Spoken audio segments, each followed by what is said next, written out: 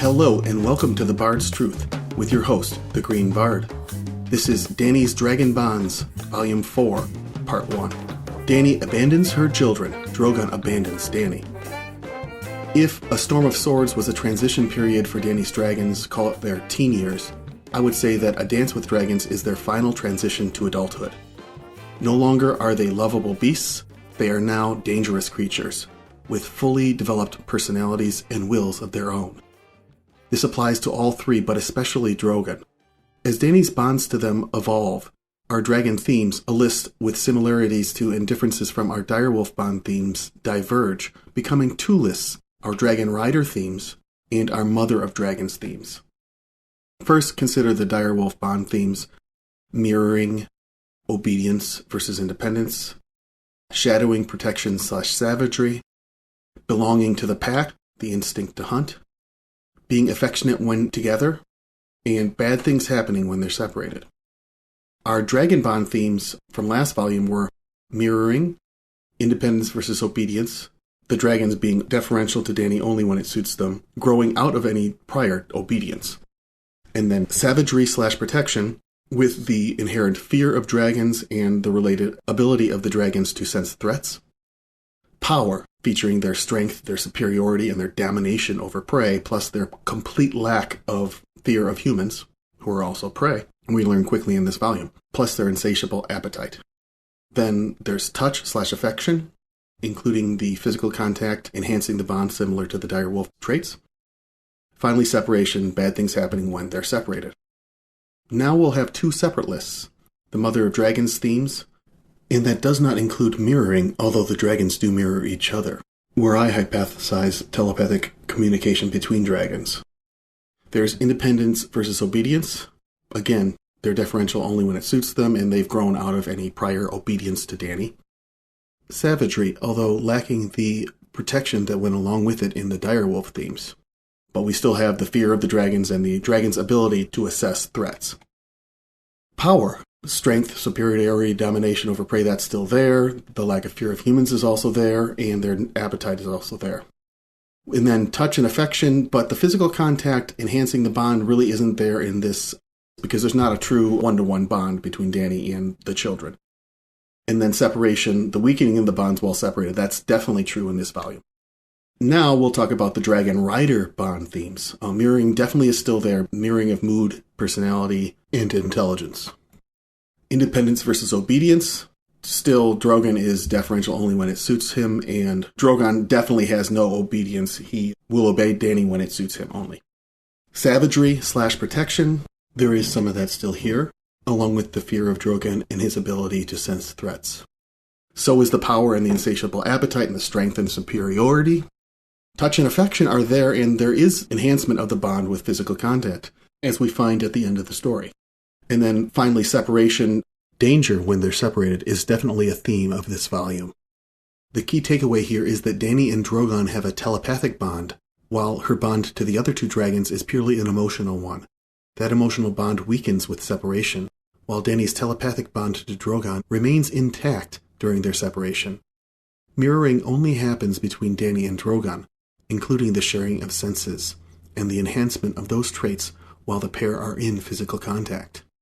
That said, with the direwolf bond themes, obedience was a key trait to the bond, while with both dragon bond lists, independence dominates that paired theme. Through my study, I see evidence that Drogon is influencing or dominating Dany more so than vice versa. A Dance with Dragons, Daenerys 1. This chapter is rich in dragon symbolism and rhetoric, as well as some worrying indications about her dragon's behavior. The interactions and reports of their behavior indicate chiefly our theme of savagery, but also protection, their sense of danger, and an emerging dichotomy between motherhood and their independence. As to the symbolism, there are 4 mentions of her moniker as Mother of Dragons, one describing her as Blood of the Dragon, and another as the Dragon Queen. At the beginning of this volume, these mentions serve to project Dany's power. With that power should also come a modicum of fear. This is directly elicited in a mention of to wake the dragon when they discuss the emergence of the Sons of the Harpy, hinting at savagery in her own demeanor. "Find these cowards for me. Find them so that I might teach the Harpy's sons what it means to wake the dragon. Finally, there is a mention of her crown with the three-headed dragon of House Targaryen, which we will cover in some depth, given the dragon lore that accompanies it. Her three-headed dragon crown symbolizes power, but also the weight of responsibility she places upon herself to be a good ruler. Irri fetched her crown, wrought in the shape of the three-headed dragon of her house. Its coils were gold, its wings silver, its three heads ivory, onyx, and jade. Dany's neck and shoulders would be stiff and sore from the weight of it before the day was done. A crown should not sit easy on the head. One of her royal forebears had said that once, some Aegon, but which one? Continuing that paragraph, we get a discussion of her Targaryen forebears and a litany of all the Targaryens and others who have been recently assassinated, denoting her own fear of being killed by the sons of the Harpy, but also possibly foreshadowing strikes against her own person, and her taking a path of vengeance, a dragonish ambition, a savage path. Moving on, the first dragon interaction is with Viserion, but we get mention of both Rhaegal and Drogon as well. Viserion's theme as her child shows through, but also savagery in the idea that he had been fighting with Drogon. Independence and savagery come to mind in the mention of their wildness, especially in the mention of Rhaegal. Viserion sensed her disquiet. The white dragon lay coiled around a pear tree, his head resting on his tail. When Dany passed, his eyes came open, two pools of molten gold. His horns were gold as well, and the scales that ran down his back from head to tail. "You're lazy," she told him, scratching under his jaw. His scales were hot to the touch, like armor left too long in the sun. Dragons are fire-made flesh. She had read that in one of the books Ser Jorah had given her as a wedding gift. "You should be hunting with your brothers. Have you and Drogon been fighting again?" Her dragons were growing wild of late. Rhaegal had snapped at Irri, and Viserion had set Resnak's Tokar ablaze the last times the Seneschal had called. "I have left them too much to themselves, but where am I to find the time for them?" The savagery of the scene continues with Viserion taking off in flight, violently. Viserion's tail lashed sideways, thumping the trunk of a tree so hard that a pear came tumbling down to land at Dany's feet. His wings unfolded, and he half flew, half hopped onto the parapet. He grows, she thought, and he launched himself into the sky. They are all three growing. Soon they will be large enough to bear my weight. Then she would fly as Aegon the Conqueror had flown, up and up, until Meereen was so small that she could blot it out with her thumb. She watched Viserion climb in widening circles until he was lost to sight beyond the muddy waters of the Skahazdan. Only then did Dany go back inside the pyramid. Dany's mention of their size is a good segue. The tail end of the chapter shifts to the dangers and costs of feeding dragons of this size. 23, Dany sighed. "My dragons have developed a prodigious taste for mutton since we began to pay the shepherds for their kills. Have these claims been proven?" With the compounding daily costs of livestock borne by the treasury, especially due to Drogon, her advisors were worried about false claims. The theme of savagery definitely comes out in the description of how Drogon hunts.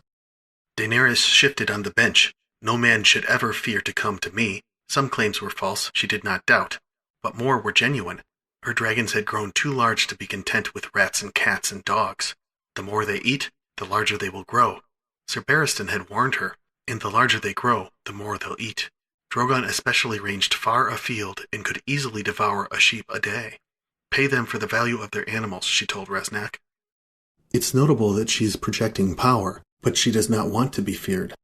With the mention of Drogon and his independence, the story takes a horrific turn. The last claimant of the day brought not sheep bones, but... One man lingered behind as the rest were filing out.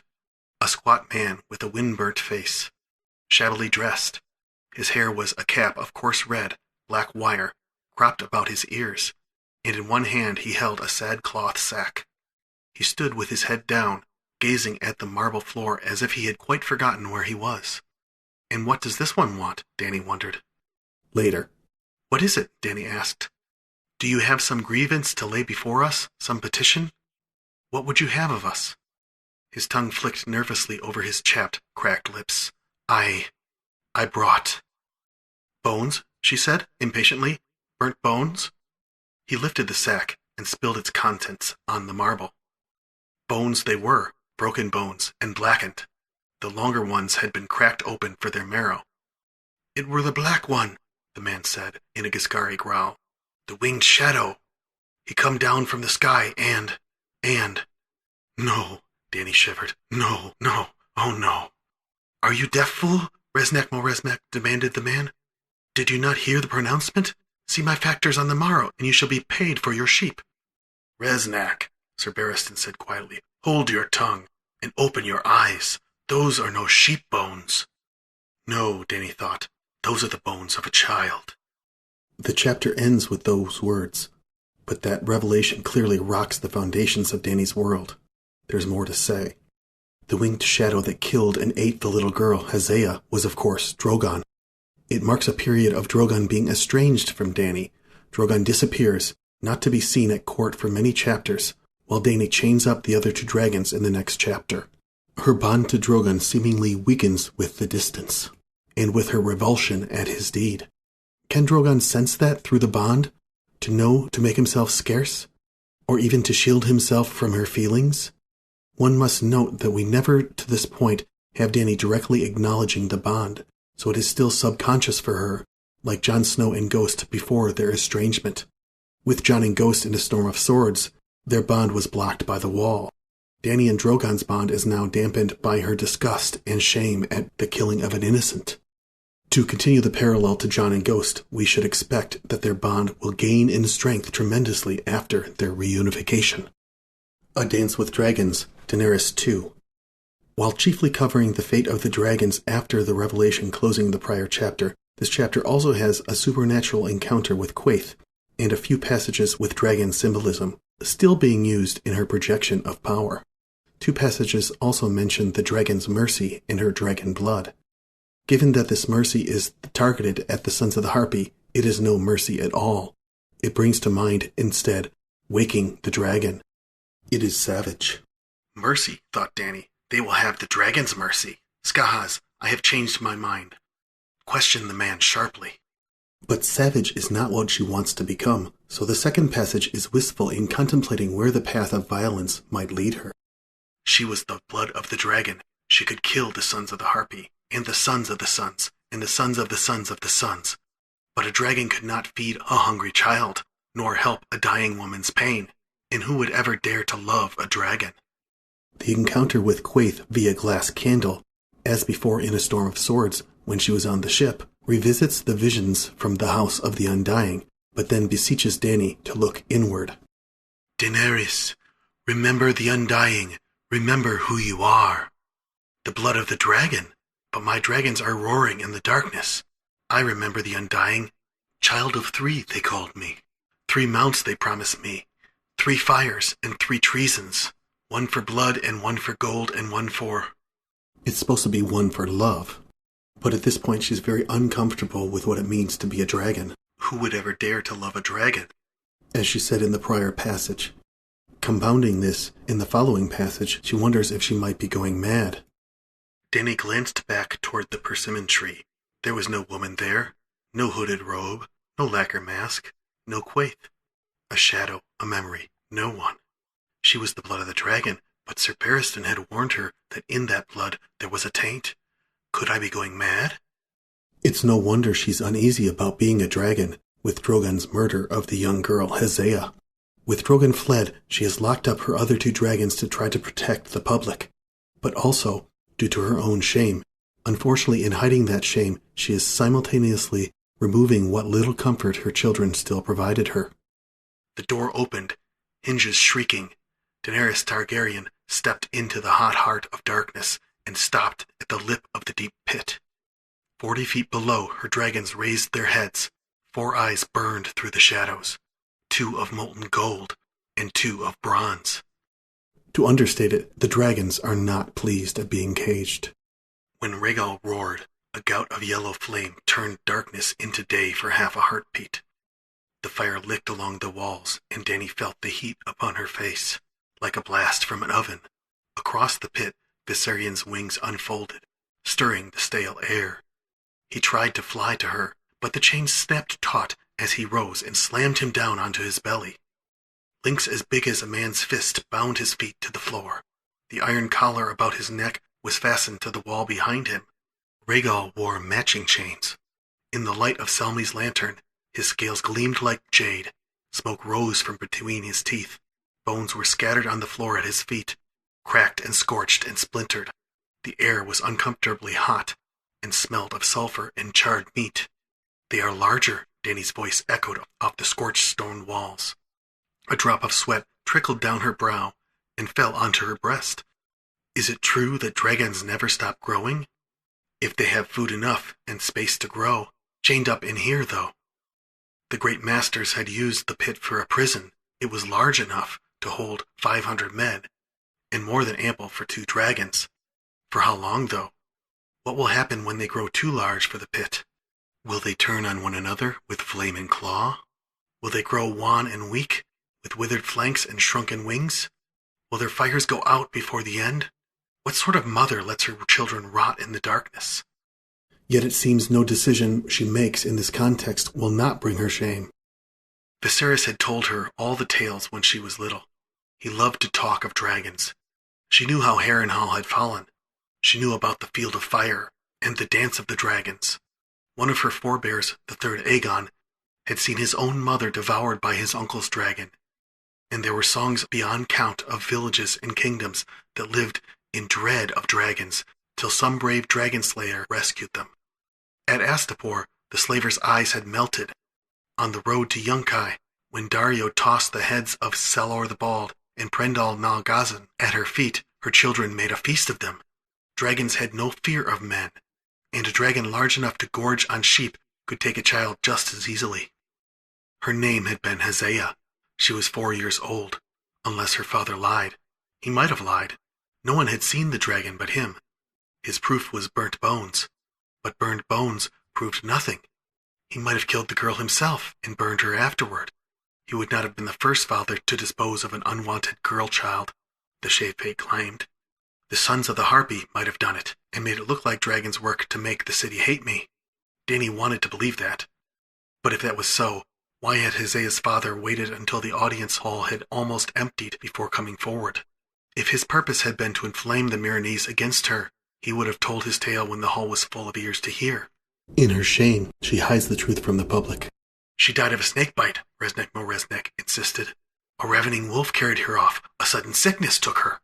Tell them what you will, but never speak of dragons." Capitulating to the Resnaks of the world may not be the right thing for Dany. It causes her to inwardly flee her identity, instead of understanding it and embracing the good while trying to tame the bad. This is not something she can hide from. Rather, she must face it. Visiting her imprisoned dragons is a good step. Viserion's claws scrabbled against the stones, and the huge chains rattled as he tried to make his way to her again. When he could not, he gave a roar, twisted his head back as far as he was able, and spat golden flame at the wall behind him. How soon till his fire burns hot enough to crack stone and melt iron? Once, not long ago, he had ridden on her shoulder, his tail coiled round her arm. Once she had fed him morsels of charred meat from her own hand. He had been the first chained up. Daenerys had led him to the pit herself, and shut him up inside with several oxen. Once he had gorged himself, he grew drowsy. They had chained him whilst he slept. Rhaegal had been harder. Perhaps he could hear his brother raging in the pit, despite the walls of brick and stone between them. In the end, they had to cover him with a net of heavy iron chain as he basked on her terrace, and he fought so fiercely that it had taken 3 days to carry him down the servants' steps, twisting and snapping. 6 men had been burned in the struggle. Rhaegal almost surely telepathically sensed Viserion's pain, mirroring his aggression at the imprisonment. Worse yet, Drogon is her pair-bonded spirit, feeling her rejection of his act. Perhaps he feels some shame, but more he must be reeling from the rejection and the imprisonment of his brothers. And Drogon, the winged shadow, the grieving father had called him. He was the largest of her 3, the fiercest, the wildest, with scales as black as night and eyes like pits of fire. Drogon hunted far afield, but when he was sated, he liked to bask in the sun at the apex of the great pyramid, where once the Harpy of Meereen had stood. Thrice they had tried to take him there, and thrice they had failed.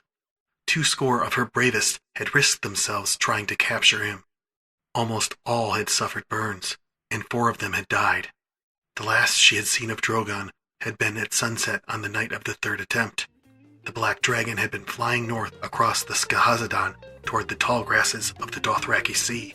He had not returned. Mother of dragons, Daenerys thought. Mother of monsters.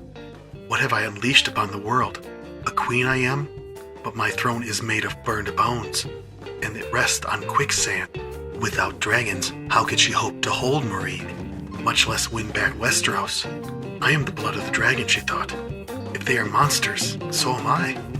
Drogon's shame and Dany's may even be mirroring back to each other. The bond to Drogon and her children is strained, to say the least. It is certainly weighing on her. She wants to be a good queen, but also a good mother. But her children are growing up, and they are not actually children, but dangerous creatures, fire-made flesh, ticking bombs, monsters. She's still trying to juggle it all and be a peaceful ruler. It will only get more difficult. And that's all for this episode. Thanks to all the terrific artists whose work is featured on this video.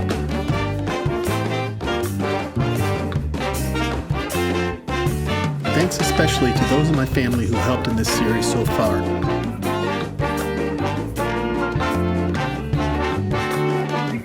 If you enjoy this content, you can also consider supporting us on Patreon.